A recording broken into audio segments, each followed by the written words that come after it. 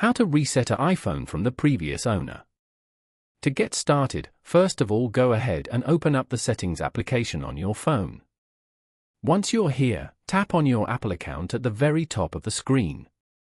This takes you to the Apple account screen, which manages your personal account for all Apple services.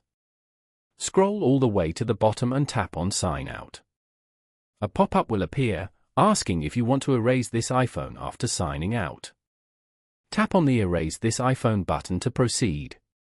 This will prepare your iPhone for transfer by removing your account, apps, and data. Then tap on Continue to move forward. A final confirmation will appear, and tap on Erase iPhone to complete the process.